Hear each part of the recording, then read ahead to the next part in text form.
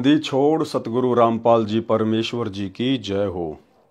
परम पिता परमात्मा सारी सृष्टि के रचनहार कुल मालिक असंख्य ब्रह्मांडों के स्वामी जगत गुरु तीनों लोकों में प्रवेश करके सबका भरण पोषण करने वाले राजाधिराज आत्माधार नाथों के नाथ देवों के देव महादेव सर्वेश्वर महेश्वर मृत्युंजय अजरो अमर आदि अनादि सनातनी प्रभु जगत पिता जगदीश्वर श्री श्री 1008 की उपाधि के वास्तविक अधिकारी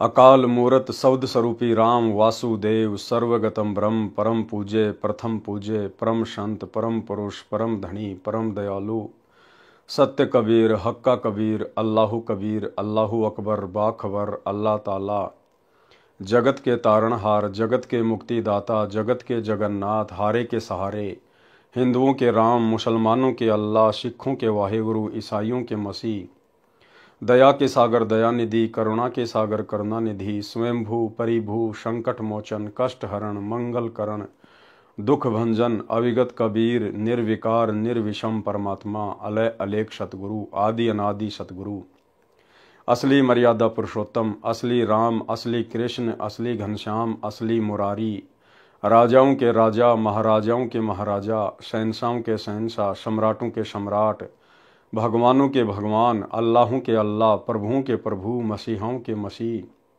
सच्चे वाहिगुरु बाबाओं के बाबा पीरों के पीर सेठों के सेठ जगत सेठ सावड़सा सेठ सर्वगुण संपन्न अनंत कोटि कलाओं के स्वामी अनंत कोटि ब्रह्मांडों के नायक योगियों में महायोगी ध्यानियों में महाध्यानी सिद्धों में परम सिद्ध ज्ञानियों में तत्वज्ञानी ब्रह्म ज्ञानी महाज्ञानी परम ज्ञानी सर्वश्रेष्ठ ज्ञानी विज्ञानी युवा कबीर समरथ कबीर असमवात अमित ओजा सच्चे रहनुमा करीम अल्लाह सुभान अल्लाह दुनिया के अंतिम पैगंबर 8 सितंबर 1951 से गांव धनाना जिला सोनीपत हरियाणा भारतवर्ष की पावन भूमि पे प्रकट रियल कल की भगवान श्री नारायण साकार हरि श्री बाबा साहेब शब्द स्वरूपी राम संत श्रोमणी सतगुरु रामपाल जी परमेश्वर जी के चरण कमल में साध संगति से जुड़े हुए देश विदेश से हम सभी सतसेवक भाई बहनों का अनंत कोटि दंडवत प्रणाम। सत्साई भाई और बहनों, दया पूज्य गुरुदेव भगवान की सतगुरु रामपाल जी परमेश्वर जी की सारी सृष्टि के मालिक की जिनके शुभ आशीर्वाद से आप और हम सभी भगत भाई बहन साध संगति से जुड़कर अपने आत्म कल्याण के लिए गुरुदेव के तत्व ज्ञान को आधार बनाकर भक्ति मार्ग पर दृढ़ता के साथ निरंतर आगे बढ़ रहे हैं। भाई और बहनों, पूज्य गुरुदेव जी के विशेष आशीर्वाद से उन्हीं के कर कमल से लिखित पवित्र पुस्तक कबीर सागर के सरलार्थ के ऊपर वीडियो बनाने की श्रृंखला जारी है। इसी श्रृंखला में आज हमारा ये 58 नंबर का वीडियो है। प्रत्येक वीडियो में गुरुदेव के आशीर्वाद से हमें कुछ न कुछ नया सीखने को मिलता है और गुरुदेव भगवान के कर कमल से लिखित होने के कारण इस पवित्र ग्रंथ को मात्र सुनने या पढ़ने से भी हम ढेर सारे पुण्य के भागी बनते हैं। तो कबीर चरित्र बोध के ऊपर वीडियो बनाए जा रहे हैं। इसी श्रृंखला में हम आगे बढ़ते हैं। पेज नंबर है 563 और आज का विषय है 12 पंथों के नाम। थोड़ा थोड़ा जानकारी परमात्मा हल्की हल्की सी जानकारी उपलब्ध करवा रहे हैं। कबीर सागर अध्याय कबीर चरित्र बोध पृष्ठ 1870 पर 12 पंथों के नाम लिखे हैं, जिनमें 12वां पंथ संत गरीबदास गांव छुड़ानी वाले का लिखा है। मैं रामपाल दास सन 1988 में संत गरीबदास जी के पंथ में संत स्वामी रामदेवानंद जी महाराज से दीक्षा लेकर जुड़ा हूं। मैंने 17 फरवरी 1988 फाल्गुन अमावस्या को स्वामी रामदेवानंद जी से दीक्षा ली थी। ये दास रामपाल दास हरियाणा प्रांत में सिंचाई विभाग में सिविल कनिष्ठ अभियंता जूनियर इंजीनियर सिविल के पद पर सरकारी नौकरी करता था। स्वामी जी ने सितंबर 1993 में मुझे सत्संग तथा पाठ करने का आदेश दिया। मैं नौकरी भी करता था और छुट्टी वाले दिन पाठ तथा सत्संग भी करता था। फिर मार्च 1994 में मेरे को अपना उत्तराधिकारी बना दिया तथा नामदान करने का आदेश दे दिया। मैं मई 1995 तक तो छुट्टियों में केवल सेवा करता रहा, परंतु मई 1995 में सरकारी नौकरी से त्यागपत्र दे दिया, जो हरियाणा सरकार द्वारा सन 2000 में स्वीकृत किया गया है। नौकरी से त्यागपत्र देकर दिन रात परमेश्वर की सेवा में निकल पड़ा। हजारों की संख्या में नए भगत मेरे शिष्य हो गए। फाल्गुन शुदी प्रथमा एकम विक्रमी संवत 2054 यानी सन 1997 मार्च में परमेश्वर कबीर जी मुझे कुछ समय के लिए एक साधु वेश में मिले तथा कहा कि सार शब्द प्रदान करने का समय उचित है। सार शब्द देना प्रारंभ कर दे। उस समय से पहले न तो मेरे गुरुजी ने किसी को सार शब्द दिया था, केवल मेरे को आदेश हुआ है सार शब्द देने का। कारण यह है कि परमेश्वर कबीर जी ने धर्मदास जी को तो सार शब्द दे दिया था, परंतु उसको आगे किसी को न देने की प्रतिज्ञा करवाई थी। एक चीज ध्यान रखना भाई और बहनों, हमने तो शिक्षा लेनी है, शिक्षा। और निकट भविष्य में जब गुरुदेव भगवान अपनी लीला पूरी करके और अपने सतलोक धाम को चले जाएंगे, उसके बाद हम भाई बहन किसी प्रकार से धोखा ना खा जाएं। यहां एक बात कही गुरुदेव भगवान ने, आप और हम भाइयों ने थोड़ा विचार करना चाहिए उस पर। क्या कह रहे हैं परमात्मा? सन 1997 मार्च में परमेश्वर कबीर जी मुझे कुछ समय के लिए एक साधु वेश में मिले। आप और हम साथ संगति से जुड़े हुए भाई बहनों को तो ये पक्का विश्वास हो चुका है, मीन मेघ की संशय की कोई गुंजाइश नहीं है कि परमेश्वर अपने आप को छुपाते हुए इस प्रकार की बातें लिख रहे हैं। अन्यथा सतगुरु रामपाल जी परमेश्वर स्वयं ही कबीर भगवान हैं। और कबीर भगवान को भला मार्च 1997 में और दूसरा कबीर भगवान आके कौन मिलेगा? तो साथ संगति से जुड़े हुए भाई बहनों का कंसेप्ट तो बिल्कुल क्लियर है परमेश्वर को लेकर। अब एक बात यहां गुरुदेव कह रहे हैं कि मार्च 1997 में जब कबीर परमेश्वर मुझे एक साधु के रूप में मिले तो उन्होंने मुझे सार शब्द को आगे देने का आदेश दे दिया। ध्यान से देखिएगा, सन 1997 मार्च में परमेश्वर कबीर जी मुझे कुछ समय के लिए एक साधु वेश में मिले तथा कहा कि सार शब्द प्रदान करने का समय उचित है और सार शब्द देना प्रारंभ कर दे। लेकिन ये गलती भाई और बहनों गुरुदेव भगवान के इस पृथ्वी लोक से अपनी लीला पूरी करने के बाद सतलोक जाने के उपरांत आप और हमने बिल्कुल भी नहीं करनी है। हमारे जीवन में आज भी गुरु का सर्वप्रथम महत्व है और गुरुदेव भगवान के सतलोक चले जाने के बाद भी गुरुदेव भगवान का ही प्रथम महत्व रहेगा। यदि सतलोक जाने के बाद हमारी परीक्षार्थ पूज्य गुरुदेव भगवान ने उस दाढ़ी मूछ वाली शकल में, जिसको सतलोक आश्रमों से जुड़ी हुई संगत अपना कबीर भगवान मानती है, यदि दाढ़ी मूछ वाले रूप में हमें दर्शन दिए तो भाई और बहनों हमने उनकी किसी भी बात को स्वीकार नहीं करना है। यानी इस पृथ्वी लोक से जब गुरुदेव सतलोक चले जाएंगे पुण्यात्माओं को नाम दीक्षा देकर कि बच्चों अब तुम मर्यादा में रह के भक्ति करना, मैं ऊपर सतलोक में बैठ के सब कुछ देख रहा हूं, तुम मेरे से एक सेकंड के लिए भी ओझल नहीं हो, दूर नहीं हो, और तुम भी इसी प्रकार से अपने गुरु के ऊपर विश्वास रख के कि मेरा गुरु शब्द रूप में पल पल मेरे साथ में है और जब उनकी आवश्यकता पड़ेगी वे किसी भी समय प्रकट हो सकते हैं और मेरी हर क्रिया को वे पल पल देख रहे हैं। इस प्रकार से तुम्हें भक्ति करनी है।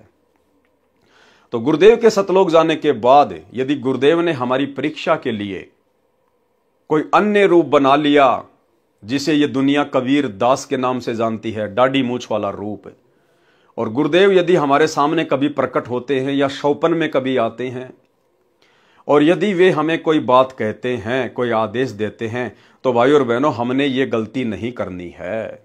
हमने केवल उसी रूप वाले आदेश को स्वीकार करना है जो रूप हमारे पूज्य गुरुदेव जी का होगा।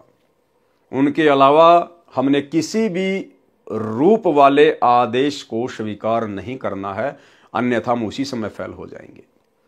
अब यहां तो सतगुरु रामपाल जी स्वयं परमात्मा है, ये तो भगवान है।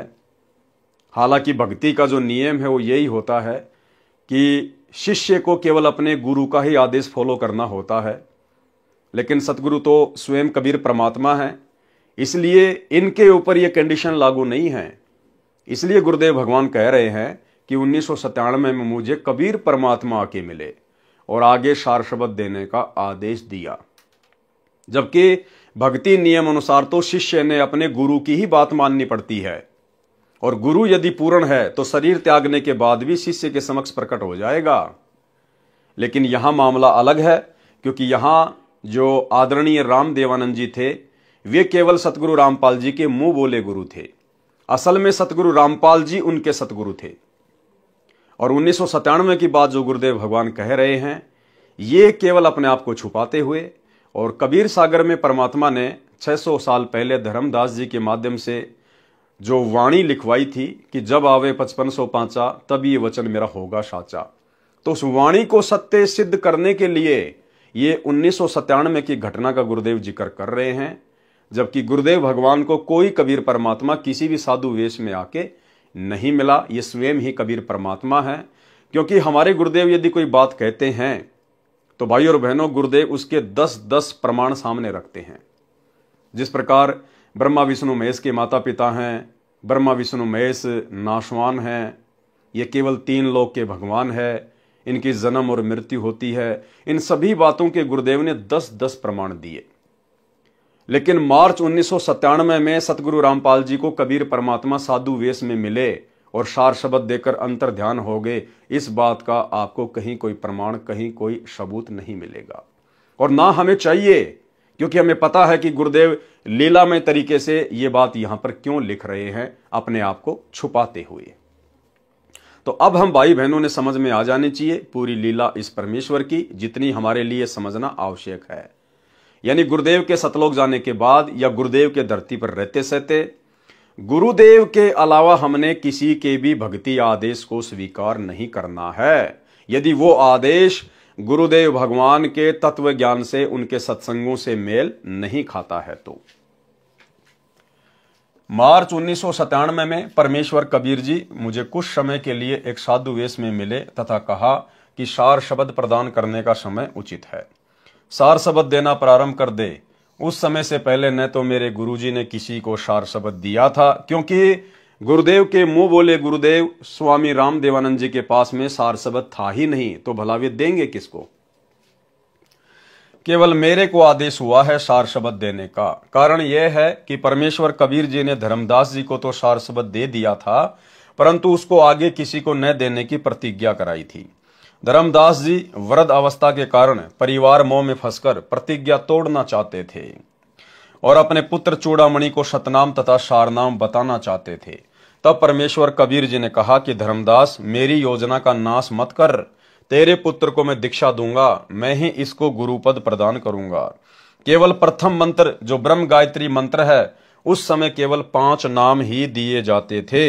वे 5 नाम कमलों में बैठे देवी देवताओं के हैं, जो परमेश्वर कबीर जी ने शब्द कर नैनो दीदार महल में प्यारा है में लिखे हैं, तथा वे ही संत गरीबदास जी ने ब्रह्म वेदी नामक अंग में लिखे हैं। परमेश्वर कबीर जी ने ये ही 5 नाम चूड़ामणि जी को दीक्षा में दिए थे। अब सोचो भाई और बहनों, 650 साल पहले परमात्मा ने जिस आत्मा को गुरु पद दिया, जिस आत्मा को निमित्त बनाया, उसको तो केवल बीच बीच के 5 मंत्र ही दे रहे हैं। प्रथम मंत्र भी पूरा नहीं दिया, ना सतनाम दिया, ना सारनाम दिया। फिर बोला धर्मदास जी जो अधिकारी नहीं थे, उनको सार शब्द कैसे दे देंगे, उनको सतनाम कैसे दे देंगे। धर्मदास जी को भी केवल बीच बीच के 5 ही मंत्र मिले थे। लेकिन यहां पर गुरुदेव भगवान ने इन बातों का जिक्र करना अति आवश्यक था, ताकि यह सिद्ध हो सके कि ये कबीर परमात्मा इस नाम दीक्षा के प्रोसीजर को 3 चरणों में पूरा करता है। केवल इस बात को सत्य सिद्ध करने के लिए कबीर सागर में इस प्रकार की बातें लिखी हुई हैं। अन्यथा धर्मदास जी को परमेश्वर जी ने कंप्लीट भक्ति का कोर्स नहीं दिया था, और सार शब्द सार नाम तो उस समय देना ही नहीं था। परमेश्वर ये सार शब्द तो उस आत्मा को देते हैं जो आत्मा स्वयं मिट जाएगी, लेकिन परमेश्वर की मर्यादाओं को खंडित नहीं होने देगी, अपने गुरुदेव के वचन को नहीं तोड़ेगी, वो आत्मा स्वयं टूट जाएगी। जबकि आगे चल के आप देखिएगा धर्मदास जी की क्या हालत हो गई। परिवार मोह में, अपने पुत्र मोह में इस कदर व्याकुल हो गए, परमात्मा के वचन को तोड़ने की सोच बैठे थे। देखिए आगे। तथा वे ही संत गरीबदास जी ने ब्रह्मवेदी नामक अंग में लिखे हैं। परमेश्वर कबीर जी ने यही 5 नाम चूड़ामणि जी को दीक्षा में दिए थे तथा इन्हीं को आगे दीक्षा रूप में देने का आदेश दिया था। चूड़ामणि जी को तो सतनाम जो 2 अक्षर का है, जिसमें एक ओम है तथा एक अन्य मंत्र है, भी नहीं दिया था। यानी चूड़ामणि जी को जो अधिकारी था उसको परमात्मा ने सतनाम भी नहीं दिया था। जब धर्मदास जी अधिक व्याकुल हो गए, कहा कि हे प्रभु, मेरे वंशजों को न तो सतनाम मिला न सार शब्द मिला, इनका कल्याण कैसे होगा? आप तो कह रहे हो कि तेरे 42 वंशों को पार करूंगा। परमेश्वर कबीर जी ने कहा कि जब कलयुग 5505 वर्ष पूरा होगा तब 12वां पंथ चल चुका होगा, जो काल मेरे नाम से चलाएगा। मैं उस 12वें पंथ में चलकर आऊंगा। क्या कह रहे हैं? मैं उस 12वें पंथ में चलकर आऊंगा। और पहले गुरुदेव भगवान जिक्र कर चुके हैं कि ये दास 17 फरवरी 1988 को गरीबदास जी के 12वें पंथ में आदरणीय रामदेवानंद जी से उपदेश प्राप्त करके आ चुका था। तो कबीर कौन हुआ? स्वयं हमारे गुरुदेव भगवान हुए। मैं उस 12वें पंथ में चलकर आऊंगा, तब सर्व सृष्टि दीक्षित होकर भक्ति करके पार होगी, तब तेरे वंशज भी पार होंगे। कबीर परमेश्वर जी ने धर्मदास जी की कमजोरी समझ ली थी। अब बताओ, ऐसी कमजोर आत्मा को जो आगे चलकर अपने गुरु के वचन को तोड़ने जा रही थी, क्या परमात्मा अंतर्यामी नहीं थे? क्या ऐसी आत्मा को परमात्मा वो अनमोल जड़ी बूटी सार शब्द देंगे? कभी नहीं। कबीर परमेश्वर जी ने धर्मदास जी की कमजोरी समझ ली थी। कहा था कि कबीर सागर अध्याय कबीर वाणी में पृष्ठ 137 983 पर, धर्मदास मेरी लाख दुहाई, मूल शब्द कहीं बार न जाई, पवित्र ज्ञान तुम जग में भाखो, मूल ज्ञान गोई तुम राखो। मूल ज्ञान बाहर जो पर ही, बिचली पीढ़ी हंस नहीं तरही, 33 अरब ज्ञान हम भाखा, मूल ज्ञान गोए हम राखा। मूल ज्ञान तुम तब लग छुपाई, जब लगी 12 पंथ मिट जाई। जीव धर्म बोध पृष्ठ 1937 पर लिखा है कि सत्य कबीर वचन, धर्मदास मेरी लाख दुहाई, सार शब्द बाहर ना जाई, सार शब्द बाहर जो परी है, बिचली पीढ़ी हंस नहीं तरी है। युगन युगन तुम सेवा कीन्या, सार शब्द तब ही पहचीन्या, अंकुरी जीव होए जो कोई, सार शब्द अधिकारी सोई। धर्मदास तब वचन उचारा, तारो मोही सहित परिवारा, पितामह सखा समेता, सब ही पार कर कृपा की नेता। तेई अवसर सतगुरु विशाना, का मांगे कछु मांग न जाना, तारो सकल सृष्टि को भाई, तुम तो आप रे उरझाई। या में नहीं कछु दोष तुम्हारा, काल पुरुष तुमरी मति मारा। परमेश्वर कबीर जी ने धर्मदास जी से कहा था कि यह वास्तविक मूल ज्ञान तथा सार शब्द कहीं बाहर यानी तेरे मेरे से अन्य के पास न जाए। यदि यह सार शब्द बाहर चला गया तो बिचली पीढ़ी यानी जब कलयुग 5505 वर्ष बीतेगा, वह कलयुग में भक्ति का मध्य वाला चरण होगा। वह बिचली पीढ़ी का समय कहा है कि हंस पार नहीं हो पाएंगे। कबीर परमेश्वर जी ने कबीर सागर में कबीर वाणी पृष्ठ 137 983 पर स्पष्ट किया है कि प्रथम चरण कलयुग निर्याना, तब मगर मांडो मैदाना। भावार्थ, परमेश्वर कबीर जी ने कलयुग का प्रथम चरण यानी प्रथम पीढ़ी का समय वह कहा है जिस समय वे मगहर नगर से सशरीर सत्यलोक गए थे। इसलिए कहा है कि वह प्रथम चरण होगा। फिर कलयुग के अंत में तो कोई भी व्यक्ति योग्य नहीं रहेगा, सब कृतघ्नी हो जाएंगे। इसलिए बिचली पीढ़ी का समय वह बताया है जब कलयुग 5505 वर्ष पूरा हो जाएगा। इसलिए कहा था कि उस समय तक ये सार शब्द तथा यथार्थ ज्ञान गुप्त रखना है। यह भी स्पष्ट किया है कि मैंने 33 अरब वाणी बोल दी है, परंतु मूल ज्ञान तत्व ज्ञान गुप्त ही रखा है। वह तो 13वें पंथ में आकर सब अंधेरा मिटाऊंगा। क्या कह रहे हैं? वह तो 13वें पंथ में आकर, ये नहीं कहा कि 13वें पंथ में अपनी आत्मा को भेजकर। और जहां जहां परमेश्वर इस प्रकार के शब्दों का यूज करते हैं कि मैं अपना अंश भेजूंगा, तो भाई और बहनों, गुरुदेव भगवान अपने आप को छुपाते हैं और जगह जगह परमात्मा स्पष्ट भी कर रहे हैं कि वह तो 13वें पंथ में आकर सब अंधेरा मिटाऊंगा। और वैसे भी भाई और बहनों, इस काल लोक में फैला ये अज्ञान का अंधेरा उस कबीर परमेश्वर के अलावा भला और मिटा भी कौन सकता है। कबीर बानी पृष्ठ 134 980 पर 13 पंथों के गुण बताए हैं। कहा है कि 12वें पंथ होए उजियारा, 13वें पंथ मिटे शकल अंधियारा। यानी 12वां पंथ जो गरीबदास जी का था, उसमें केवल परमेश्वर के ज्ञान का हल्का हल्का उजियारा होगा, संपूर्ण ज्ञान नहीं होगा। और जब 13वां पंथ शुरू हो जाएगा सन 1994 में, उसके बाद 13वें पंथ मिटे शकल अंधियारा, यानी अज्ञान का फिर नामो निशान ही समाप्त हो जाएगा पूरे विश्व से। भावार्थ, 12वां पंथ संत गरीबदास जी का है। उनके द्वारा परमेश्वर कबीर जी ने अपनी महिमा तथा यथार्थ ज्ञान की वाणी गूढ़ शब्दों में बुलवाई तथा लिखवाई। अब ये दास रामपाल दास उसी संत गरीबदास जी के पंथ से जुड़ा है। ये 13वां पंथ है। अब सब अज्ञान अंधेरा समाप्त हो गया है। कबीर सागर में जीव धर्म बोध पेज 1937-1938 पर जो वाणी ऊपर लिखी है, उनमें धर्मदास जी ने परमेश्वर कबीर जी से याचना की है कि हे प्रभु, मेरे पितामह यानी दादा पिता तथा परिवार को पार कर दो। तब परमेश्वर कबीर जी ने कहा कि तूने क्या मांगा, तुम्हें मांगना भी नहीं आया, मैं तो सारी सृष्टि को पार कर दूं। ये तेरा दोष नहीं है, तेरी बुद्धि काल निरंजन ने समाप्त कर दी है। अब बताओ भाई और बहनों, सार शब्द देने की बाद की बातें हो रही हैं। ये परमात्मा कह रहे तेरी बुद्धि काल ने समाप्त कर दी है। तो वो अंतर्यामी परमात्मा भला धर्मदास जी को कैसे सार शब्द दे देते।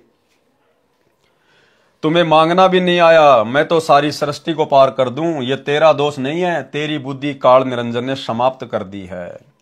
अधिक ज्ञान अनुराग सागर के सारांश में पढ़ें, उसमें स्पष्ट किया है कि तेरे 42 पीढ़ी के यानी बिंद वालों की मुक्ति नाद यानी जो शिष्य परंपरा से गुरु पद पर होगा उससे होगी, यानी सतगुरु रामपाल जी से।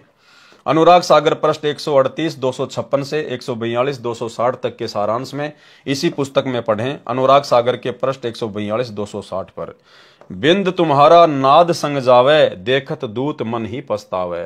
यानी धर्मदास जी की जो वंश परंपरा वाले हैं, जो दामा खेड़ा वाले हैं या अन्य जो नकली कबीर पंथी हैं, वो यदि बिंद तुम्हारा यानी धर्मदास जी का बिंद, धर्मदास जी के वंशज नाद संग जावे। नाद कौन? सतगुरु रामपाल जी परमेश्वर, जो कि शिष्य परंपरा के तहत जिन्होंने 1994 में अपना 13वां कबीर पंथ शुरू किया है।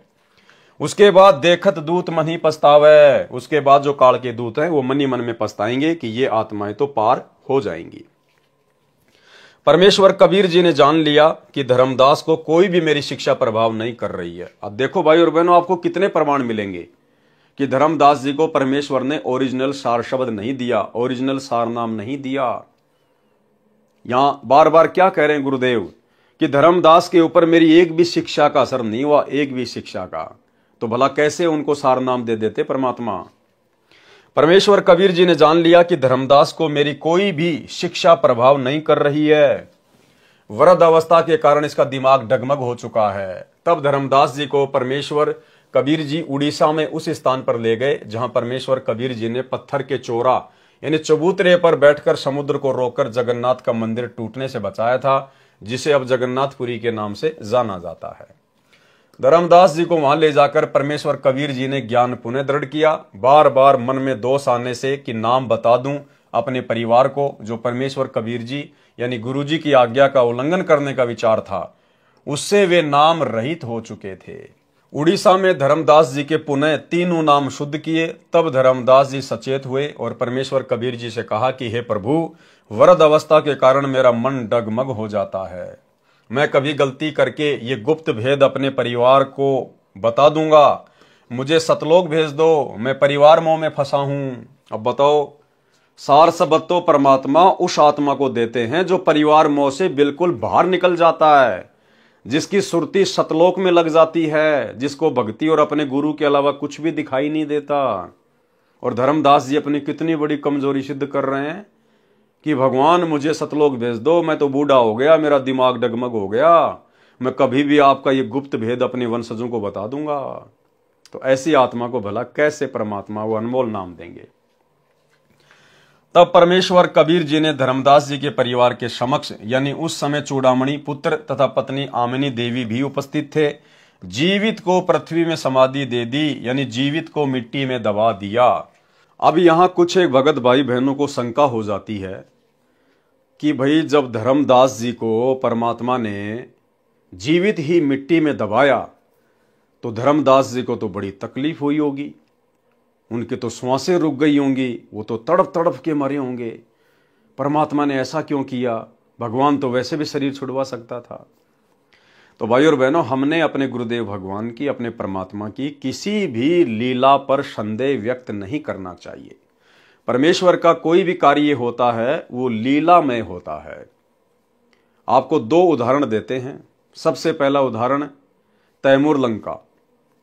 जब तैमूर लंग को परमेश्वर ने खाना खाते खाते तैमूर लंग की मां की प्रार्थना पर कि महाराज जी दया करो, हम बहुत गरीब हैं, थोड़ा धन दे दो, तो परमेश्वर ने एक लोहे की सांकड़ उठाई और तैमूर लंग की पीठ में जोर जोर से 7 मारी।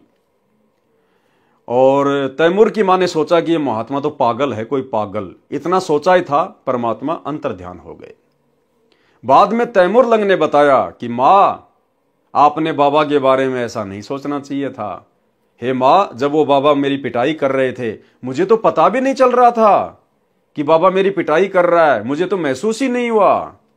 सबसे पहला उदाहरण तो ये। दूसरा उदाहरण आपको एक भगत का इंटरव्यू सुनाते हैं, भगत करमवीर दास, झज्जर हरियाणा से।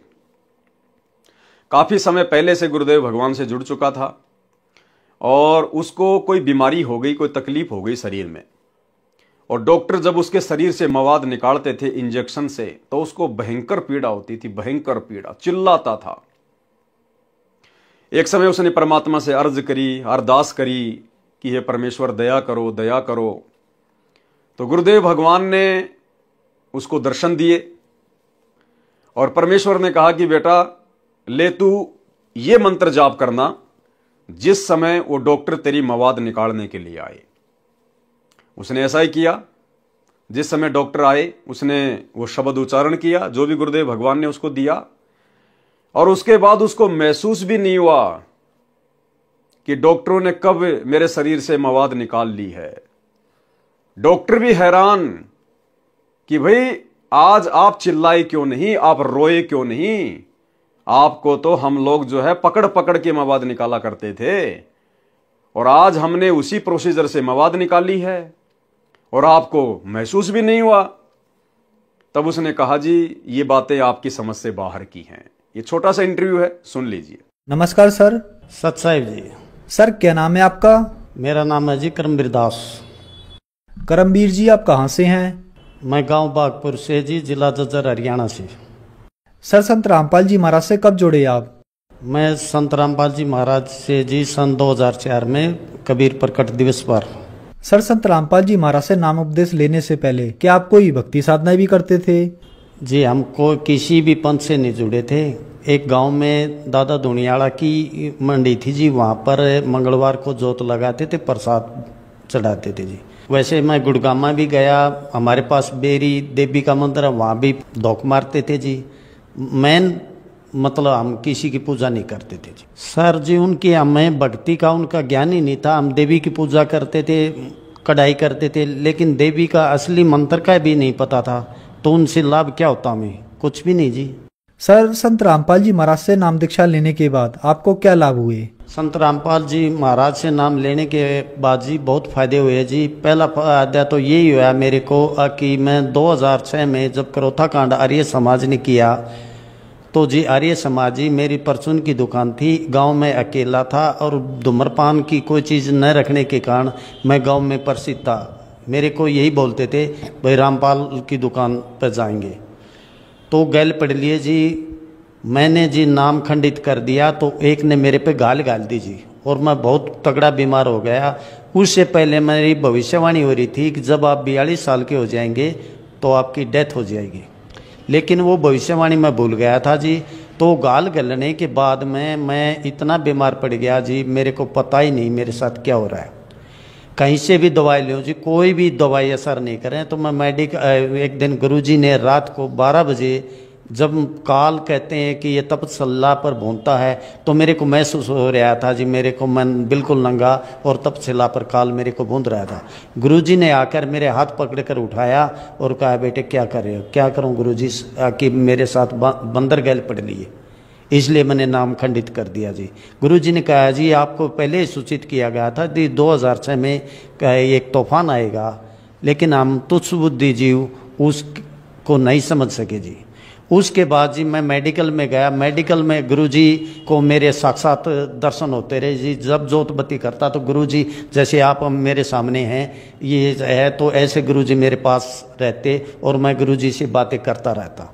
तो घर वाले कहते इसके दिमाग में फ़र्क हो गया, भाई ये गर्म गोली खा गया, अरे कुछ ही बैंडता।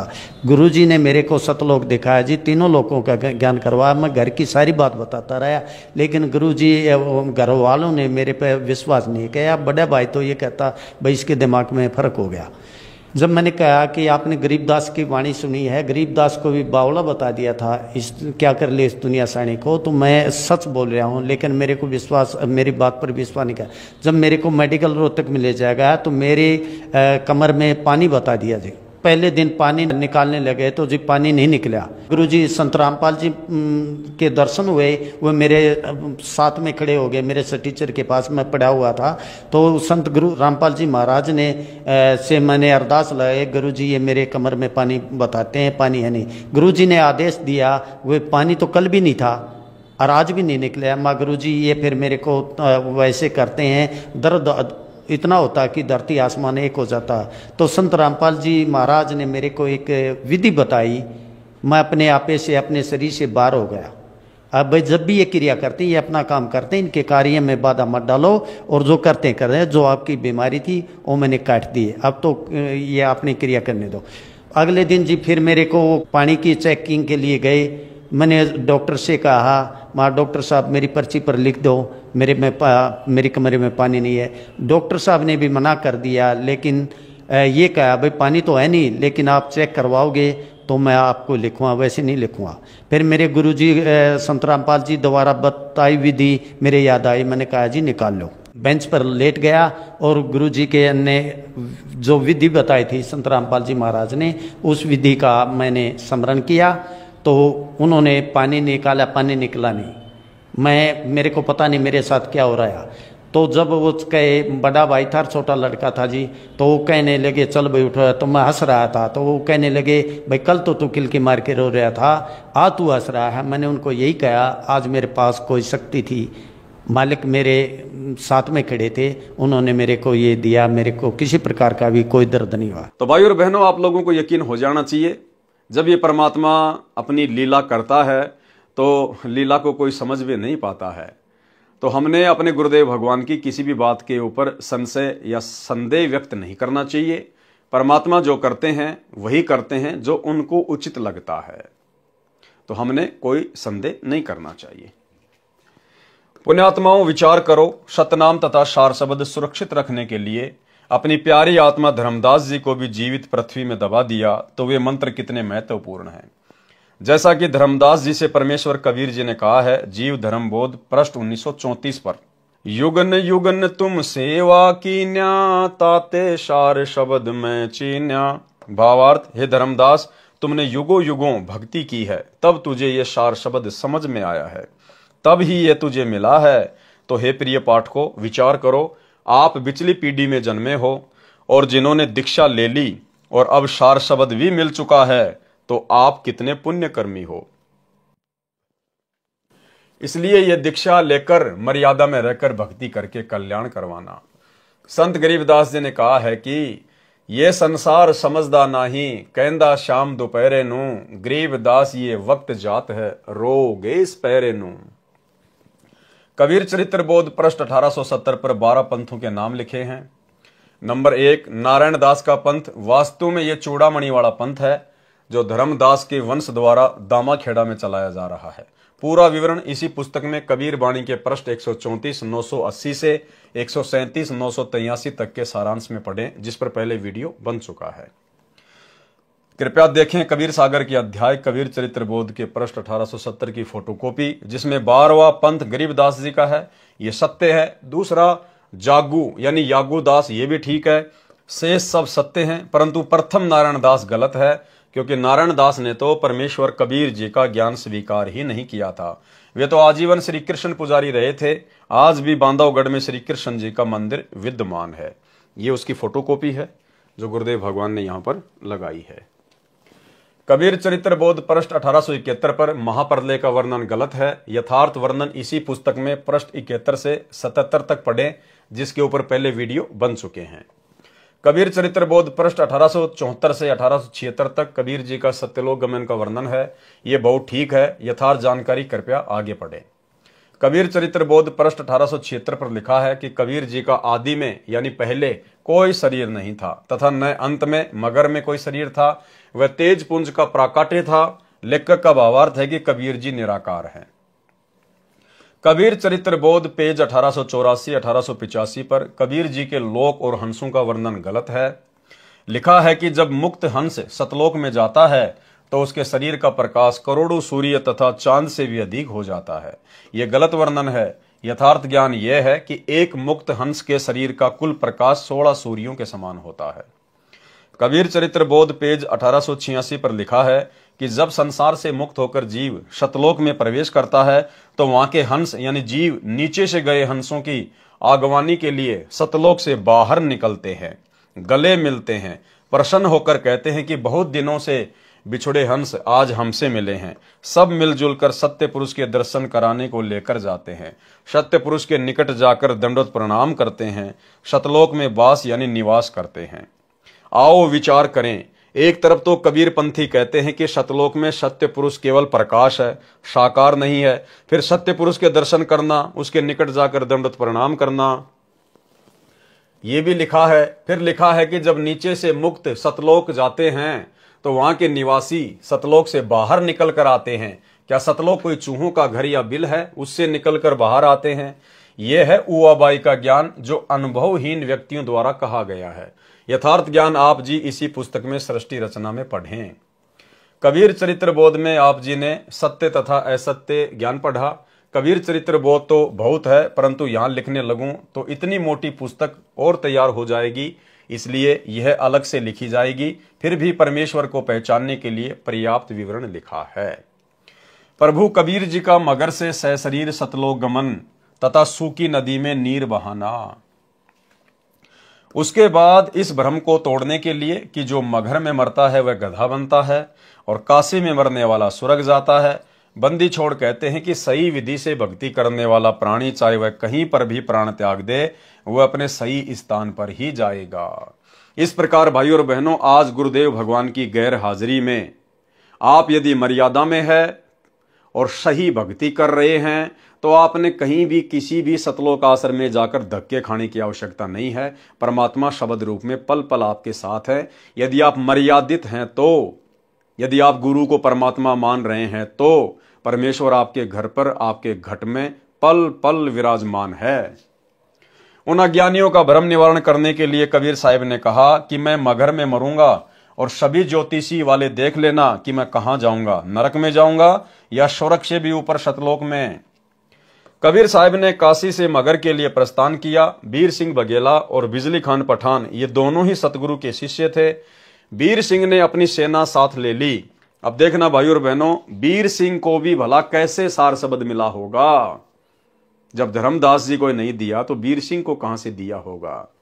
लेकिन परमेश्वर ने जो जिक्र किया है कि फिर उसको सार शब्द दिया, केवल यह सत्य साबित करने के लिए कि कबीर परमात्मा 650 साल पहले 3 चरणों में नाम दीक्षा दिया करते थे। अन्यथा आप जी बीर सिंह बघेल की हरकतें अब आप देखेंगे तो आपकी समझ में आ जाएगा कि सार शब्द लेने के बाद भला ऐसी हरकतें कौन कर सकता है। अपने गुरु को शरीर में कौन मान सकता है। बीर सिंह ने अपनी सेना साथ ले ली कि कबीर साहेब वहां पर अपना शरीर छोड़ेंगे। इस शरीर को लेकर हम काशी में हिंदू रीति से अंतिम संस्कार करेंगे। यदि मुसलमान नहीं मानेंगे तो लड़ाई करके शव को लाएंगे। सेना भी साथ ले ली। अब इतनी बुद्धि है हमारी। कबीर परमेश्वर जी हर रोज शिक्षा दिया करते थे कि हिंदू मुसलमान दो नहीं है। अंत में फिर वही बुद्धि क्या कह रहे हैं। कबीर परमेश्वर जी हर रोज शिक्षा दिया करते थे कि हिंदू मुसलमान दो नहीं है, अंत में फिर वही बुद्धि। सन 1994 से गुरुदेव रोज यही ज्ञान दे रहे हैं कि जीव हमारी जाति है, मानव धर्म हमारा, हिंदू मुस्लिम सिख ईसाई धर्म नहीं कोई न्यारा, सब एक परमात्मा के बच्चे हैं। उसके बावजूद भी सतलोक आश्रम मैनेजमेंट हरियाणा की वही कुबुद्धि। मध्य प्रदेश में बजरंग दल वालों ने, विश्व हिंदू परिषद वालों ने बांग्लादेश के मुसलमानों के खिलाफ अपना रोष प्रकट किया, धरने प्रदर्शन किए, और दुर्बुद्धि के शिकार सतलोक आश्रम मैनेजमेंट हरियाणा वाले, इनके कोऑर्डिनेटरों ने संगत को इकट्ठा किया और बांग्लादेश के मुसलमानों के खिलाफ विरोध प्रदर्शन में विश्व हिंदू परिषद और बजरंग दल वालों के साथ में बैठा दिया। ये लोग आज भी नहीं समझ पा रहे कि मुसलमान कौन है, हिंदू कौन है और हम कौन हैं। तो भाई और बहनों, सतगुरु के ज्ञान का 1% भी असर वर्तमान में ना तो सतगुरु के कलयुगी परिवार को है और ना इन कोऑर्डिनेटरों को है।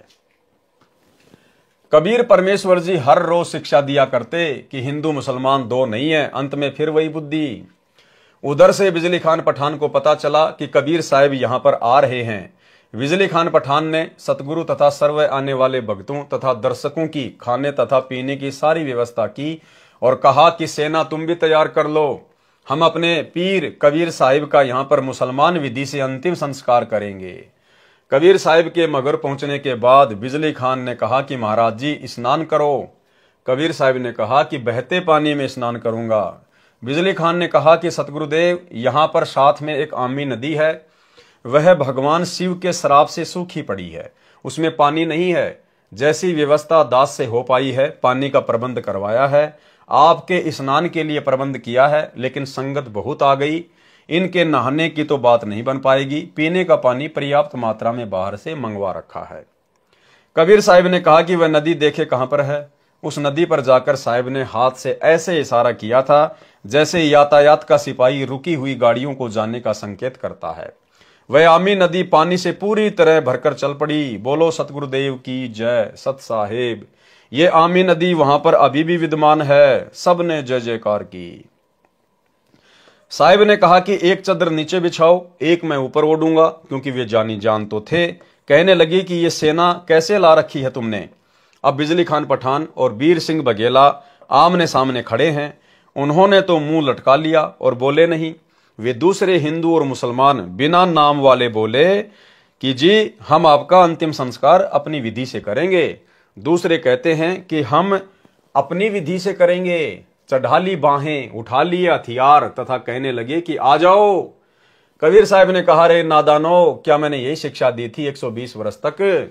इस मिट्टी का तुम क्या करोगे? चाहे फूंक दो या गाड़ दो, इससे क्या मिलेगा? तुमने क्या शिक्षा ली मेरे से? भाई और बहनों, आज दया हुई है साध संगति से जुड़े हुए सत्सेवक भाई बहनों के ऊपर।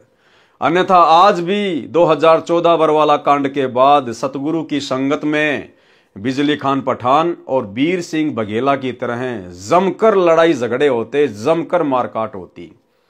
यदि अपने सत्सेवक बच्चों पे परमात्मा ज्ञान की रजा ना बख्शते तो हम जहां जहां भी साथ संगतियां रखते थे, जहां जहां भी हम समागम करते थे, गुरुदेव को भोग लगाते थे, ज्ञान आधार से चर्चा करते थे, तो सतलोक आश्रम मैनेजमेंट हरियाणा को यह रास नहीं आता था। इनको लगता था अगर सभी आत्माएं इसी प्रकार से ज्ञान से परिचित हो जाएंगी और घर बैठकर गुरु को भगवान मानकर भक्ति करने लग गई तो हमारे आश्रमों में कौन आएगा, हमारा धार्मिक धंधा कैसे चलेगा।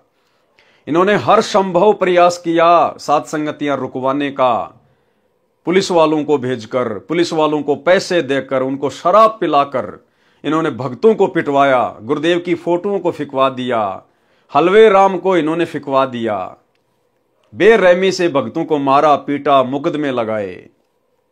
भाई और बहनों, यदि परमात्मा सत्सेवकों के ऊपर अपनी विशेष रजा ना बख्शते, हमारा ज्ञान योग ना खोलते, यदि हमारे अंतःकरण में परमात्मा डर पैदा ना करते कि भाई अगर गुरु नाराज हो गया तो फिर किस लिए हम भक्ति कर रहे हैं। हमने इनकी गालियां खाई, हमने इनकी मार सही, हमने इनके मुकदमे सहे, लेकिन हमने उफ तक नहीं किया, उफ तक। जबकि 2 हाथ तो हमारे भी थे, लठ वगैरह तो वहां हमारे पास भी होते थे। चक्कू वगैरह, अन्य सामग्री वगैरह सबके पास होती है। लेकिन हमने कभी भी सत्सेवकों ने उफ तक नहीं किया। इनकी गालियां खाई, इनकी मार खाई, इनके डंडे खाए। अन्यथा भाइयों और बहनों, आज भी वही महाभारत हो जाता, वही महाभारत है। लेकिन सतगुरु की विशेष रजा, विशेष मेहर साध संगति से जुड़े हुए भगत भाई बहनों पर, और इसका प्रतिफल भाइयों और बहनों अब आने वाले समय में मिलेगा, आने वाले समय में। क्योंकि सतगुरु के विशेष नजदीक, उनकी विशेष सेवाओं में केवल सत्सेवक भाई बहन ही 24 घंटे उपस्थित रहेंगे। और जिन्होंने अपनी अज्ञानता, नादानी और मूर्खता का परिचय दे दिया बरवाला कांड के बाद, लड़ाई झगड़े करके, मार पिटाई करके, गुरुदेव के सत्संगों के विरुद्ध कुकर्म करके, आने वाले समय में भाई और बहनों उन लोगों को गुरु के दर्शन भी दुर्लभ होंगे, दर्शन भी दुर्लभ। इससे क्या मिलेगा? तुमने क्या शिक्षा ली मेरे से? सुन लो, यदि झगड़ा कर लिया तो मेरे से बुरा नहीं होगा। वे जानते थे कि ये कबीर साहिब परम शक्ति युक्त हैं, यदि कुछ कह दिया तो बात बिगड़ जाएगी। शांत हो गए, पर मन में यही था कि शरीर छोड़ने दो, हमने तो यही करना है। वे तो जानी जान थे, उस दिन गृह युद्ध शुरू हो जाता, सत्यानाश हो जाता, यदि साहिब अपनी कृपया न बख्शते।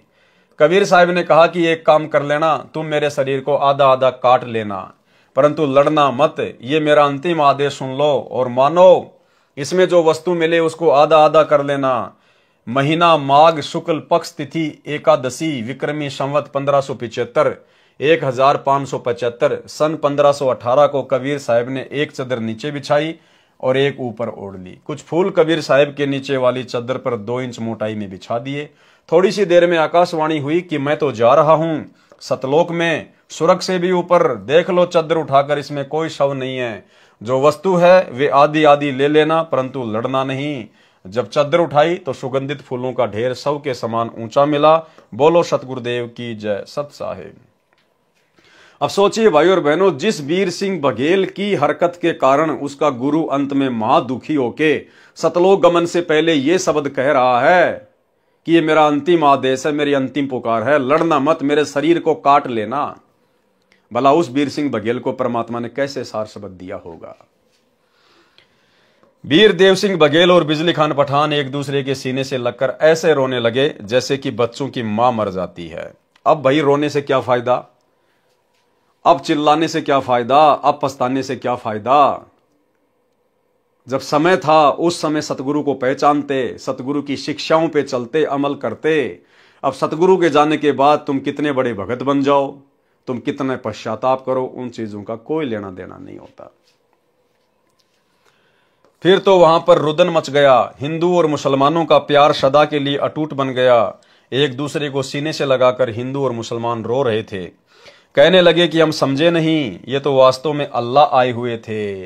और यही गलती, यही पश्चाताप आने वाले दिनों में सतलोक आश्रम मैनेजमेंट हरियाणा, गुरुदेव का कलयुगी परिवार, ये कोऑर्डिनेटर और इन सतलोक आश्रमों से जुड़ी हुई तमाम संगत को होने वाला है कि भाई यदि हम भी समय रहते साध संगति से जुड़ जाते, अपने गुरु को भगवान मान के, घर को आश्रम बना के, ज्ञान को आधार बना के भक्ति करते, तो हमारा जीवन सफल हो जाता। लेकिन भाई अब तो कुछ भी हाथ नहीं आया। और ऊपर आकाश में प्रकाश का गोला जा रहा था। बोलो सतगुरुदेव जी की जय, सत साहिब। तो वहां मगर में दोनों धर्मों, हिंदुओं तथा मुसलमानों ने एक एक चद्दर तथा आधे आधे सुगंधित फूल लेकर 100 फुट के अंतर में एक एक यादगार भिन्न भिन्न बनाई, जो आज भी विद्यमान है। तथा कुछ फूल लाकर काशी में, जहां कबीर साहिब एक चबूतरे पर बैठकर सत्संग किया करते थे, वहां काशी चोरा नाम से यादगार बनाई। अब वहां पर बहुत बड़ा आश्रम बना हुआ है। मगर में दोनों यादगारों के बीच में एक सांझला द्वार भी है। आपस में कोई भेदभाव नहीं है। ये उसके चित्र हैं।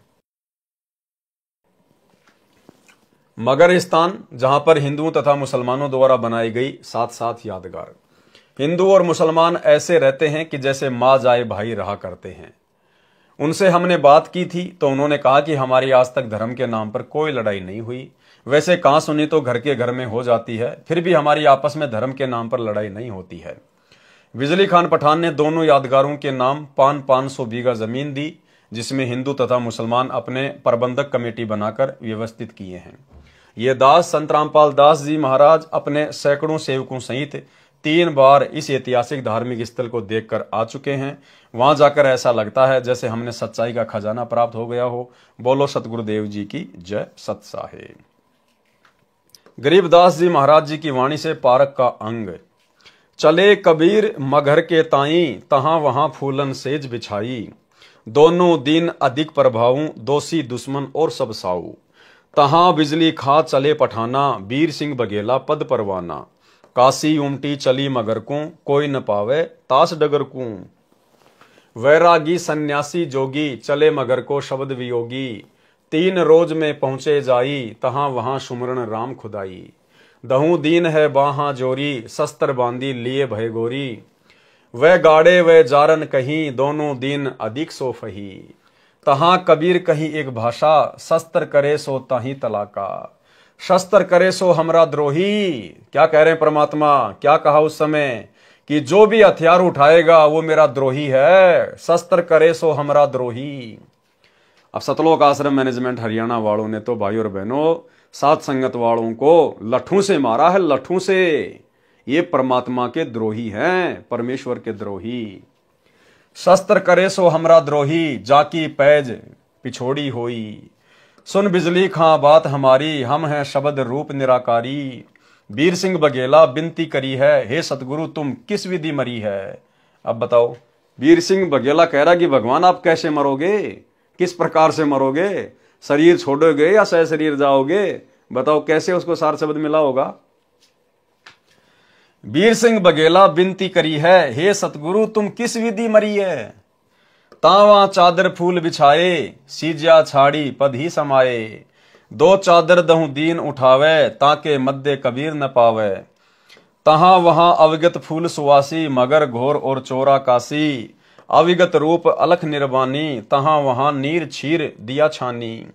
दोहा शंख जुगन जुग जगत में, पद परवानी है न्यार। गरीब दास कबीर हुरी, अविगत अधरी आधार। बंदी छोड़ गरीबदास जी महाराज जी की वाणी से सदग्रंथ प्रश्न नंबर 781 782। कीन्या मगर पियाना सतगुरु, कीन्या मगर पियाना सतगुरु, कीन्या मगर पियाना हो। दोनों दिन चले संग जाके, हिंदू मुसलमाना हो। दोनों दिन चले संग जाके, हिंदू मुसलमाना हो। मुक्ति खेत को छोड़ चले हैं, तज काशी अस्ताना हो। मुक्ति खेत को छोड़ चले हैं, तज काशी अस्ताना हो। शाह सिकंदर कदम लेते हैं, शाह सिकंदर कदम लेते हैं, बादशाह सुल्ताना हो। दोनों दिन चले संग जाके, हिंदू मुसलमाना हो। देखो भाई और बहनों, यहां परमात्मा ने मुक्ति खेत कहा है। मुक्ति खेत यानी इस पृथ्वी लोक पर जन्म प्राप्त करके ही मुक्ति प्राप्त की जा सकती है। तो कितना बड़ा सौभाग्य! ये आप और हमारी अपनी कोई कोशिश नहीं है। गुरुदेव भगवान हमें इस 21 ब्रह्मांड के असंख्य छोटे छोटे ब्रह्मांडों से निकाल निकाल के और इस पृथ्वी लोक पर मनुष्य शरीर में, स्त्री या पुरुष के शरीर में और इस कलयुग की बिचली पीढ़ी में लेके आए हैं। अन्यथा भाई और बहनों, मोक्ष के तो केवल सपने ले सकते हैं। इस पृथ्वी लोक पर मनुष्य शरीर प्राप्त किए बिना और इस पूर्ण सतगुरु के शरण में आए बिना, और वो भी एक कलयुग की बिचली पीढ़ी, मोक्ष संभव नहीं। तो ये सारा का सारा जुगाड़ गुरुदेव भगवान ने स्वयं जोड़ा है, इसलिए हमने इसको सीरियस लेना है। 4 वेद के वक्ता संग है, खोजी बड़े बयाना हो। 4 वेद के वक्ता संग हैं, खोजी बड़े बयाना हो। सालिग्राम सूरत से सेवै, सालिग्राम सूरत से सेवै, ज्ञान समुंदर दाना हो। दोनों दिन चले संग जाके, हिंदू मुसलमाना हो। सट दर्शन जाके संग चाले, गावत वाणी नाना हो। सट दर्शन जाके संग चाले, गावत वाणी नाना हो। अपना अपना इष्ट संभाले, अपना अपना इष्ट संभाले, बाचे पोथी पाना हो। दोनों दिन चले संग जाके हिंदू मुसलमाना हो। चादर फूल बिछाए सतगुरु देखे सकल जिहाना हो। चादर फूल बिछाए सतगुरु देखे सकल जिहाना हो। चार दाग से रहत जुलैदी, चार दाग से रहत जुलैदी, अविगत अलख अमाना हो। दोनों दिन चले संग जाके हिंदू मुसलमाना हो। वीर सिंह बघेला कर विनती, बिजली खान पठाना हो। वीर सिंह बघेला कर विनती, बिजली खान पठाना हो। दो चादर बख्शीश करी है, दो चादर बख्शीश करी है, दीन्यायो परवाना हो। दोनों दिन चले संग जाके हिंदू मुसलमाना हो। नूर नूर निर्गुण पद मेला, देख भय हैराना हो। नूर नूर निर्गुण पद मेला, देख भय हैराना हो। पद ल्यो लीन भय अविनाशी, पद ल्यो लीन भय अविनाशी, पाए पिंड न प्राणा हो। दोनों दिन चले संग जाके हिंदू मुसलमाना हो। शब्द स्वरूप साहिब सरबंगी, शब्दें शब्द समाना हो। शब्द स्वरूप साहिब सरबंगी, शब्दें शब्द समाना हो।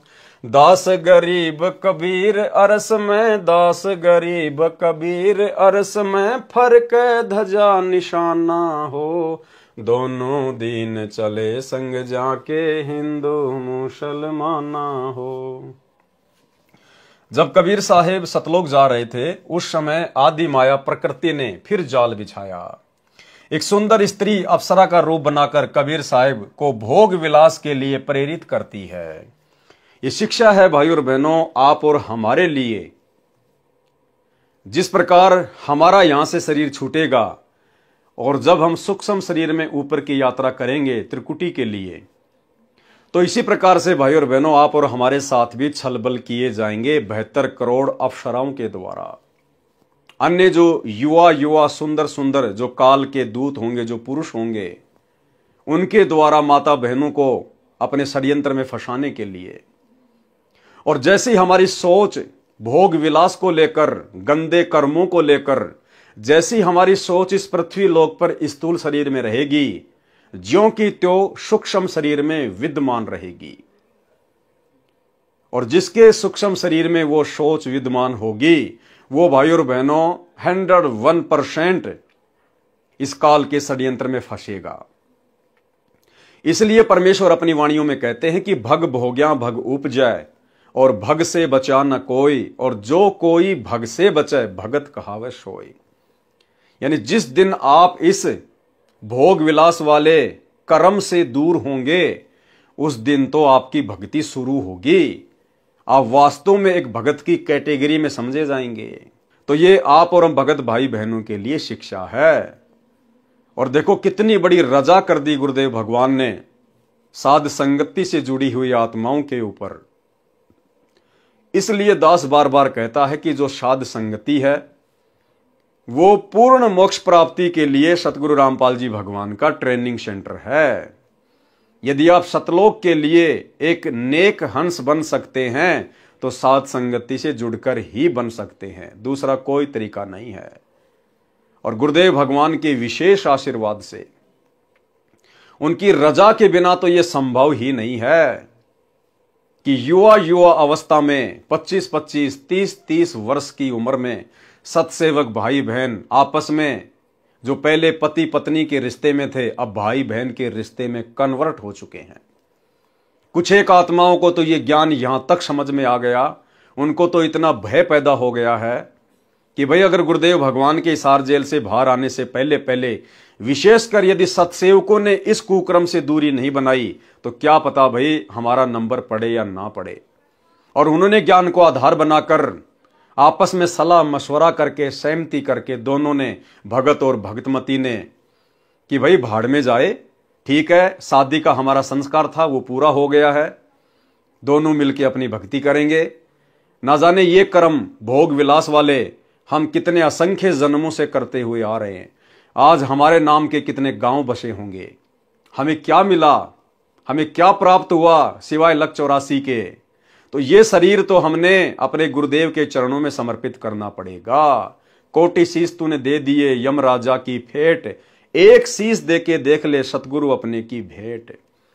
तो उन भाई बहनों ने तो, जिनके संतान भी नहीं है, उन्होंने भी भाई बहन के रिश्ते कायम कर लिए कि भैया मुक्ति चाहिए, मोक्ष चाहिए। ये कुकर्म करते तो असंख्य जन्म बीत गए। और यदि भाई और बहनों हमारी यही भावना यहां पर बनी रही तो जैसे ही हमारा शरीर छूटेगा तो सूक्ष्म शरीर में वही भावना रहेगी और काल हमें झप लेगा। क्योंकि यह तो हमें महसूस होगा ही नहीं कि हम त्रिकुटी की यात्रा पे जा रहे हैं, महसूस यही होगा कि हम तो किसी समागम में जा रहे हैं, सत्संग में जा रहे हैं, पता ही नहीं चलेगा। और वो हरकतें कर बैठेंगे, मन में वो दोष पैदा कर बैठेंगे। तो गुरुदेव भगवान अपने ऊपर लेकर आप और हमें समझा रहे हैं कि जब मैं मगहर से ऊपर जाने लगा एक आम संत का रूप बनाकर, वो माया, वो दुर्गा मुझे पहचान नहीं पाई, मुझे जान नहीं पाई, और मेरे ऊपर डोरे डालने के लिए, मुझे अपने साथ में भोग विलास के लिए प्रेरित करने के लिए एक सुंदर स्त्री का रूप बनाकर जिसको देखते आदमी पागल हो जाए, ऐसा रूप बना के मेरे सामने आई। गुरुदेव समझाना चाह रहे हैं कि तुम्हारे साथ भी यही होगा। इसलिए अपनी उस गंदी सोच को, उस गंदे कर्म को इस पृथ्वी पर, इस स्थूल शरीर में ज्ञान को आधार बना के त्याग दो। जब कबीर साहिब सतलोक जा रहे थे उस समय आदि माया प्रकृति ने फिर जाल बिछाया। एक सुंदर स्त्री अप्सरा का रूप बनाकर कबीर साहिब को भोग विलास के लिए प्रेरित करती है। शब्द बंदी छोड़ गरीबदास जी महाराज जी की वाणी से, सदग्रंथ साहिब पेज नंबर 782। देखा मगर जहूरा सतगुरु देखा मगर जहूरा, सतगुरु देखा मगर जहूरा हो। काशी में कीर्ति कर चाले झिलमिल देही नूरा हो। काशी में कीर्ति कर चाले झिलमिल देही नूरा हो। माया आदि अरस से उतरी बनी अप्सरा हूरा हो। माया आदि अरस से उतरी बनी अप्सरा हूरा हो। हम तो बरे कबीर पुरुष को, हम तो बरे कबीर पुरुष को, तू है दुल्ला पूरा हो। काशी में कीर्ति कर चाले झिलमिल देही नूरा हो। माया कहे कबीर पुरुष से देखो बदन जहूरा हो। माया कहे कबीर पुरुष से देखो बदन जहूरा हो। अरस विमान सुरग में मंदिर, अरस विमान सुरग में मंदिर, भोगे हमको सूरा हो। काशी में कीर्ति कर चाले झिलमिल देही नूरा हो। वो माया, वो दुर्गा अपने बाप के सामने आके खड़ी होगी लेकिन पहचान नहीं पाई और कहा कि देखो मेरा शरीर कैसे झिलमिल कर रहा है, देखो बदन जहूरा हो। अर्धनग्न होके खड़ी हो गई और कह रही है मैं तुम्हें अरस विमान दूंगी, मैं तुम्हें स्वर्ग में स्थान दूंगी, आप मेरे साथ में भोग विलास कीजिएगा। कहें कबीर सुनो री माया, कुटिल नजर तुम घूरा हो। कि मेरे को ऐसे कुटिल नजरों से क्यों घूर रही है। कहे कबीर सुनो री माया, कुटिल नजर तुम घूरा हो। जिन भोगी सोई कल रोगी, जिन भोगी सोही कल रोगी, हो गए धूरम धूरा हो। काशी में कीर्ति कर चाले झिलमिल देही नूरा हो। कहते इस माया को, माया के बहुत सारे रूप बताए परमात्मा ने, इसमें स्त्री भोग भी एक माया है। और कहते हैं जिन जिन लोगों ने इस माया को भोगा है मेरी शरण में आने के बाद, कहते हैं वो हमेशा नीचे ही गिरा है। माया कहे कबीर पुरुष से मैं हूँ जग से दूरा हो। माया कहे कबीर पुरुष से मैं हूँ जग से दूरा हो। मैं तुम्हारी पटरानी दासी, मैं तुम्हारी पटरानी दासी, राखों पलक हजूरा हो। काशी में कीर्ति कर चाले, झिलमिल देही नूरा हो। कहें कबीर सुनोरी माया, तुम हो लड्डू बूरा हो। कहें कबीर सुनोरी माया, तुम हो लड्डू बूरा हो। जो तुझे खावे सो बह जावे, जो तुझे खावे सो बह जावे, तास अकल के कूरा हो। यानी वो भगत जो मेरी शरण में आने के बाद भी तेरे चक्कर में पड़ा रहता है, कहते हैं वो तो बुद्धि से भ्रष्ट है। जो तुझे खावे सो बह जावे, जो तुझे खावे सो बह जावे, तास अकल के कूरा हो। काशी में कीर्ति कर चाले, झिलमिल देही नूरा हो। श्वेत मुकुट जहां श्वेत छतर है, बाजै अनहद तूरा हो। श्वेत मुकुट जहां श्वेत छतर है, बाजै अनहद तूरा हो। दास गरीब कहे सुनि माया, दास गरीब कहे सुनि माया, हमसे रहियो दूरा हो। काशी में कीर्ति कर चाले, झिलमिल नहीं दूरा हो। कबीर सागर सरलार्थ वाणी। माया सतगुरु से अटकी, माया सतगुरु से अटकी। फिर ये दुर्गा कबीर परमात्मा सतगुरु रामपाल जी भगवान के साथ में वाद विवाद करने लगी। जब देखा कि ये सीधे तरीके से मेरे जाल में नहीं फंस रहा है, फिर वाद विवाद करने लगी। माया सतगुरु से अटकी, माया सतगुरु से अटकी, जोगनी हमरे क्यों भटकी, जोगनी हमरे क्यों भटकी। कि मेरे रास्ते में क्यों आ रही है, मैं तो भगत हूं परमात्मा का, मुझे तो मोक्ष प्राप्त करना है, मैं इस माया वाया के चक्कर में पड़ने वाला नहीं हूं। यानी आप और हमारी भी सोच यही होनी चाहिए। यदि हमारे सामने भी जब हम त्रिकुटी की यात्रा करेंगे और अगर इस प्रकार की परिस्थितियां पैदा हो गई तो, लेकिन उस समय हम सामना जब करेंगे जब हम धरती पर वर्तमान में भक्ति करते करते इतनी दृढ़ता अपने अंदर पैदा करेंगे। हम तो भगली गर जोगी, हम तो भगली गर जोगी, हम ना माया के भोगी, हम ना माया के भोगी। अब जो वर्तमान में ही कार कोठी बनाने में, अपने बच्चों को बड़े बड़े इंजीनियर डॉक्टर बनाने में जो भगत लगे हुए हैं, बड़ी बड़ी स्कूलों में बड़ी बड़ी कोचिंग में पढ़ा रहे हैं, पलाट पे पलाट लेके पटके हुए हैं, वो भला फिर वहां कैसे बचेंगे। तो क्या कहा परमात्मा ने, हम नहीं माया के भोगी, हम नहीं माया के भोगी। तो मैं झगड़ा है भारी, तो मैं झगड़ा है भारी, मारे बड़ छतर धारी, मारे बड़ छतर धारी। सेवा कर सुमन की, सेवा कर सुमन की, हमको लागत है फीकी, हमको लागत है फीकी। यानी दुर्गा ने परमात्मा को बहुत सारे लोभ दिए और जो है प्रलोभ दिए, लेकिन परमात्मा ने कहा कि मेरे लिए तो सब फीके हैं, मेरी सुरती तो सतलोक में है। हमको लागत है फीकी, हमको लागत है फीकी। हमरी सार नहीं जानी, हमरी सार नहीं जानी, अरे तुत गाल दई घाणी, अरे तुत गाल दई घाणी। यानी दुर्गा ने उद्मस्त उतार दिया, हर प्रकार से हर चाल चली अपनी परमात्मा को फंसाने के लिए। चलती फिरती क्यों नाही तू, चलती फिरती क्यों नाही, हम रहते अवगत पद माही, हम रहते अवगत पद माही।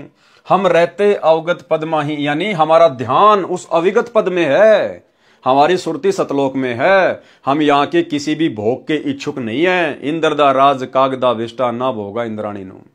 हमारे असली ज्ञान का भाई और बहनों उस समय पता चलेगा जब हम त्रिकुटी की यात्रा करेंगे, जब हमारे सामने रखे जाएंगे लोभ वो परलोभ। अरे तू गैली है गोली, अरे तू गैली है गोली, कि तू तो महानीच है। दाग लगावेगी चोली, दाग लगावेगी चोली, कि मेरी भक्ति को बर्बाद करेगी, तू मेरे ऊपर दाग लगाएगी, मेरे परमात्मा का नाम खंड करवाएगी। मेरा अंजन है नूरी, मेरा अंजन है नूरी, अंदर में कह कस्तूरी, अंदर में कह कस्तूरी, यानी अपनी विशेषता बता रही है कि मैं तेरे को कितना आनंद दूंगी। तुम किसी राजा पे जाओ, तुम किसी राजा पे जाओ, परमात्मा कह रहे हैं जो तुझे भोगने का इच्छुक है ना, ऐसे राजा महाराजाओं के पास जाओ, हम तो भगत हैं, हम इस चक्कर में नहीं पड़ने वाले। ये सब कुछ छोड़ छाड़ के तो हम आए हैं। हमारे गुरुदेव ने हमारे को यही तो ज्ञान दिया था कि हमने किसी भी प्रकार से माया के चक्कर में नहीं पड़ना, और ये माया तो सतलोक में बच्चों तुम्हारे चरणों की दासी है। चार मुक्ति जहां चंपी करती, माया होरी दासी। ये ब्रह्मा विष्णु महेश के पास में जो चार मुक्ति है, अर्थ धर्म काम मोक्ष, इनकी तरफ तो हम सतलोक में नजर उठा के भी नहीं देखेंगे, इतने सुख है वहां। जैसे किसी के घर में स्कॉर्पियो गाड़ी खड़ी है, वो साइकिल की तरफ देखता भी नहीं है। तो सतलोक जाने के बाद 21 ब्रह्मांड के सुख तो ऐसे हैं जिसके घर में स्कॉर्पियो के सामने साइकिल खड़ी हो। तुम किसी राजा पे जाओ, तुम किसी राजा पे जाओ, हमरे मन नहीं भाओ, हमरे मन नहीं भाओ। मैं तो अर्धंगी दासी, मैं तो अर्धंगी दासी। तो परमात्मा ने क्या समझाया कि आप भक्तों ने भी इसी प्रकार से जवाब देना है कि भैया मैं तो सतलोक का वासी हूं, अब मैं सतलोक का वासी होने जा रहा हूं, अब नहीं फंसने वाले। हम हैं अनहदपुर वासी, हम हैं अनहदपुर वासी, हमरा अनहद में डेरा, हमरा अनहद में डेरा। अंत ना पावेगी मेरा, अंत ना पावेगी मेरा। हम तो आदि जुगादनी जी, हम तो आदि जुगादनी जी।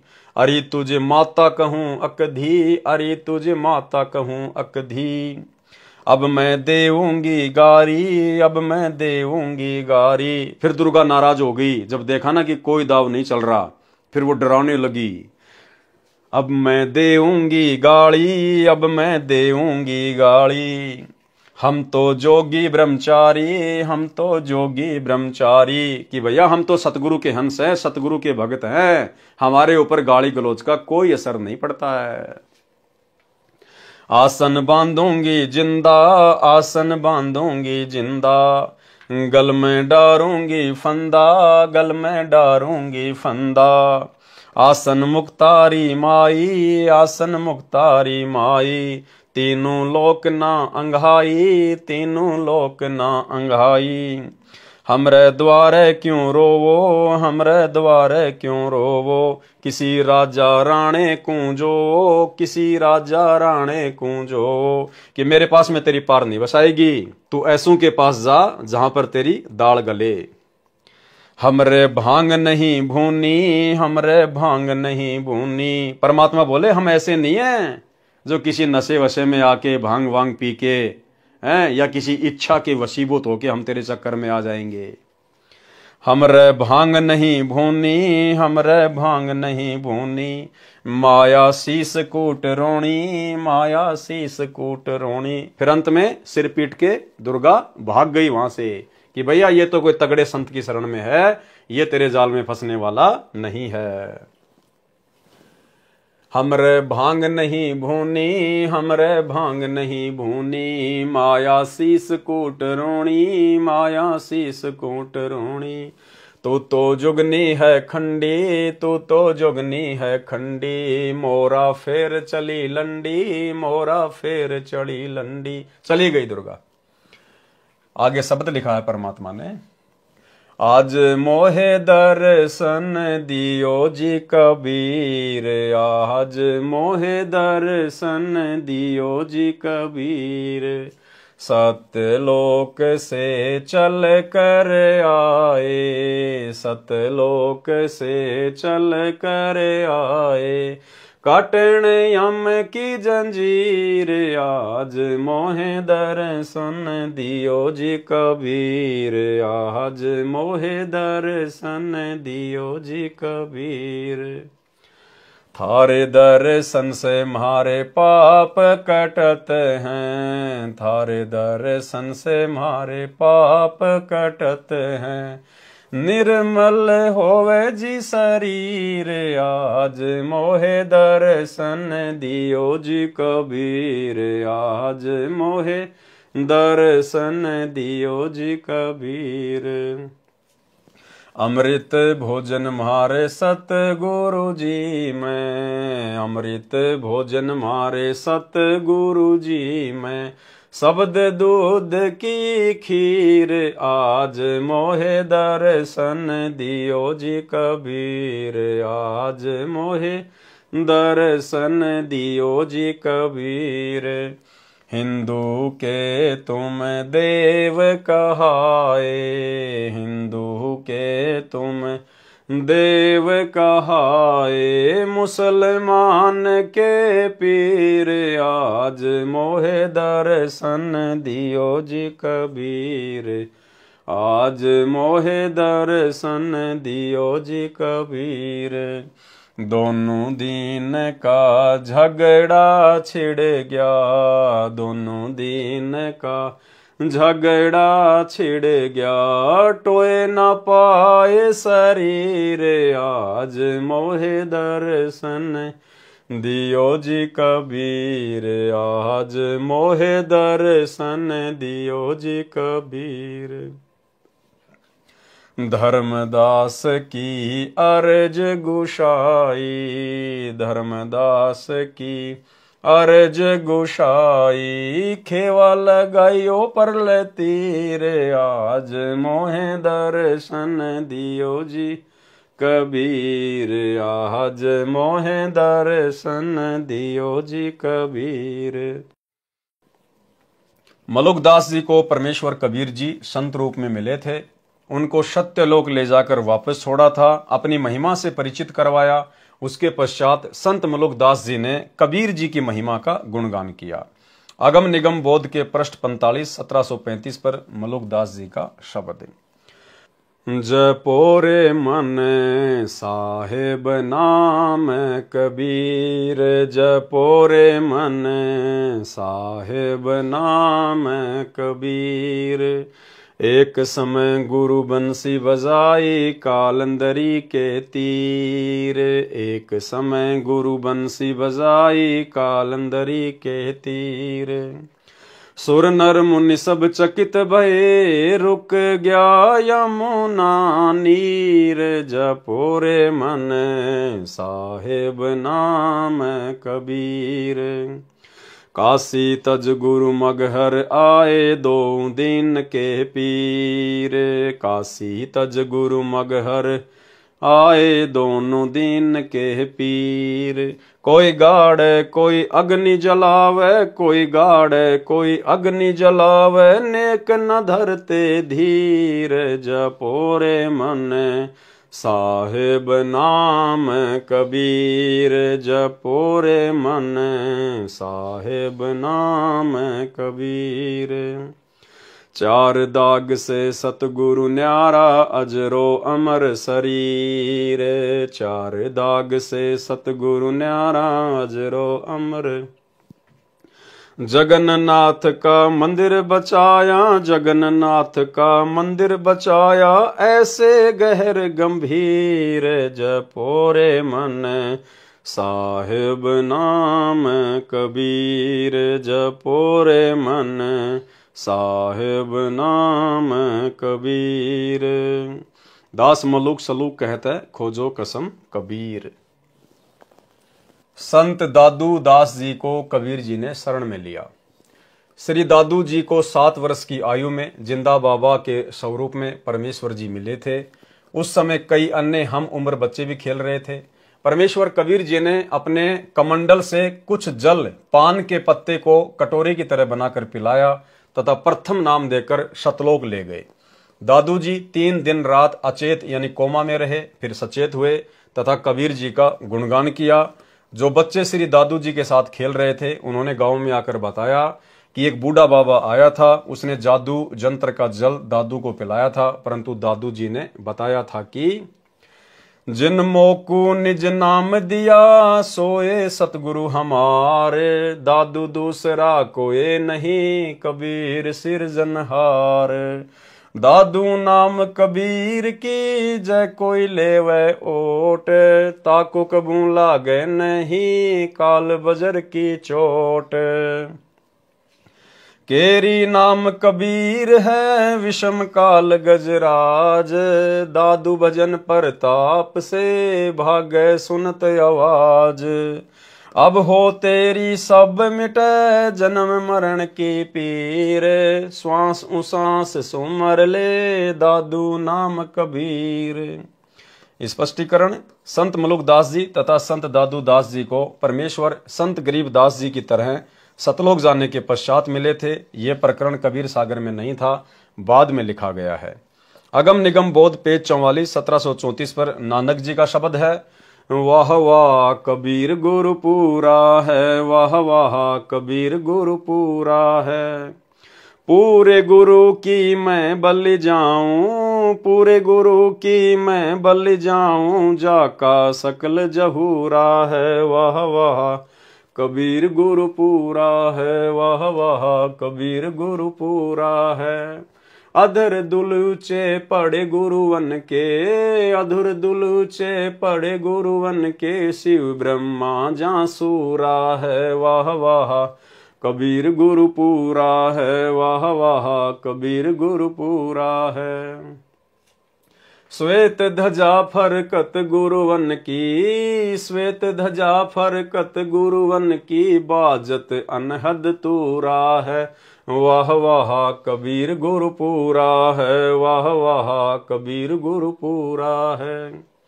पूर्ण कबीर सकल घट दरस, पूर्ण कबीर सकल घट दरस, हरदम हाल हजूरा है, वाह वाह कबीर गुरु पूरा है, वाह वाह कबीर गुरु पूरा है। नाम कबीर जप बड़े भागी, नाम कबीर जप बड़े भागी, नानक चरण को धूरा है, वाह वाह कबीर गुरु पूरा है, वाह वाह कबीर गुरु पूरा है। अगम निगम बोध पेज 46 पर प्रमाण दिया है कि महादेव जी के पूज्य इष्ट देव कबीर परमेश्वर जी हैं। ये बोध सागर से उसकी फोटोकॉपी है, जो कि ये बनावटी है। ये जो संस्कृत है ये किसी कबीर पंथी ने अपनी तरफ से बना के लिखी हुई है। ये फोटोकॉपी कबीर सागर के अध्याय अगम निगम बोध के पेज 46 की है। इसमें किसी अन्य ने यह महादेव पार्वती का प्रकरण लिखा है। यह शुद्ध संस्कृत नहीं है। फिर भी सच्चाई यह है कि पार्वती ने पूछा कि आप जिस कबीर की महिमा बताते हो वह कौन है। श्री शिव जी ने गोल मोल उत्तर दिया, कैसे कर्ता वैसे ब्रह्म तथा रैसे सब में रमणे के कारण परमात्मा कबीर कहलाता है। वास्तव में परमेश्वर कबीर जी तीनों देवताओं श्री ब्रह्मा जी, श्री विष्णु जी तथा श्री शिव जी को उनके लोकों में जाकर मिले थे, उनको शिष्य बनाया था। संत गरीबदास जी ने इसको बहुत अच्छा सत्य वर्णन किया है। वह इस प्रकार है, आदि अंत हमरे नाही, नई मध्य मिलावा मूल, ब्रह्मा ज्ञान सुनाइया धरी पिंडा अस्तूल। श्वेत भूमि को हम गए जहां विष्णु विशंबर नाथ, हरियम हीरा नाम दे अष्ट कमल दल स्वात। हम बैरागी ब्रह्म पद सन्यासी महादेव, सोहम नाम दिया शंकर को करे हमारी सेव। आप जी ने पढ़ा कि शिव जी ने कबीर जी को अपना प्रभु माना है। उपरोक्त वर्णन में परमेश्वर कबीर जी ने काल ब्रह्म तथा उसके पुत्रों की पूजा का ज्ञान तथा लाभ हानि बताई।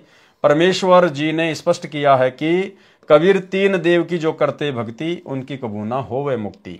ब्रह्मा विष्णु महेश माया और धर्मराया कहिए, इन पांचों मिल प्रपंच बनाया, वाणी हमरी लइये। कबीर सागर के अध्याय कबीर चरित्र बोध का सारांश संपूर्ण हुआ। सत साहिब। तो भाइयों बहनों, आज के वीडियो में केवल इतना ही। पूज्य गुरुदेव भगवान के आशीर्वाद से कल रात्रि 8 बजे फिर से एक नए वीडियो में एक विशेष जानकारी के साथ परमात्मा की बहुत ही मार्मिक वाणियां आदि ग्रंथ से, सदग्रंथ साहिब से परमेश्वर की वाणियों को हम पढ़ेंगे।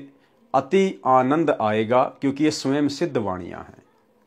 तो कल रात्रि 8 बजे सभी भाई बहन फिर से लाइव जुड़िए दास के Facebook page Pawan Das is live के ऊपर। तब तक गुरुदेव भगवान हम सबको आज्ञा दें, इजाजत दें, आशीर्वाद दें। बंदी छोड़ सतगुरु रामपाल जी भगवान की जय हो।